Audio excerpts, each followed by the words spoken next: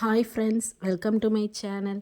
இன்றைக்கி நம்ம இந்த வீடியோவில் 12th ரிசல்ட் வந்துச்சுல்ல சமீபத்தில், அதோட ரீவேல்யூவேஷன், ஸ்கேன் காப்பி, ரீடோட்டலிங் போடுறத பற்றி தான் நம்ம இந்த வீடியோவில் பார்க்க போகிறோம்.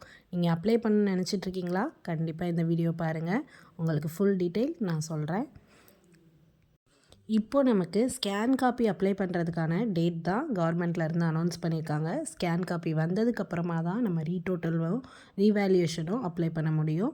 ஸ்கேன் காப்பி அப்ளை பண்ணுறதுக்கான டேட் என்னென்னு பார்த்தீங்கன்னா 13/5/2025 17/5/2025 வரைக்கும் நம்ம அப்ளை பண்ணிக்கலாம். எங்கே போய் அப்ளை பண்ணணும் அப்படின்னா, நீங்கள் 12th கம்ப்ளீட் பண்ணிங்க இல்லையா ஸ்கூலு, அந்த ஸ்கூல்லையே போயிட்டு எனக்கு இந்த மாதிரி ஸ்கேன் காப்பி அப்ளை பண்ணணும் அப்படின்னு சொன்னிங்கன்னா அவங்க ஒரு ஃபார்ம் தருவாங்க.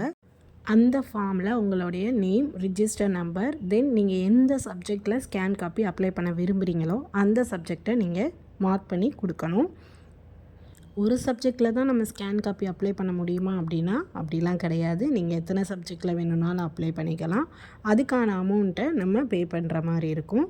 அந்த ஃபார்ம்லேயே ஒரு சப்ஜெக்ட்டுக்கும் அமௌண்ட் கொடுத்துருப்பாங்க. அதை கேல்குலேட் பண்ணி நீங்கள் பே பண்ணிக்கலாம்.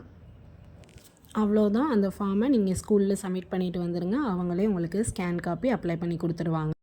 நான் ப்ரைவேட்டாக எக்ஸாம் எழுதினேன், நான் எப்படி அப்ளை பண்ணோம் அப்படின்னு கேட்டிங்கன்னா, டிஜின்ற வெப்சைட்டில் போய் நீங்கள் அப்ளை பண்ணிக்கலாம். அது எப்படி அப்ளை பண்ணணுன்றது நெக்ஸ்ட் வீடியோவில் நான் டீட்டெயிலாக அப்லோட் பண்ணுறேன்.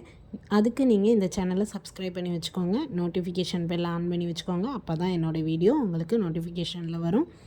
இந்த வீடியோ உங்களுக்கு யூஸ்ஃபுல்லாக இருக்கும்னு நினைக்கிறேன். நெக்ஸ்ட் வீடியோவில் மீட் பண்ணுவோம். பாய்.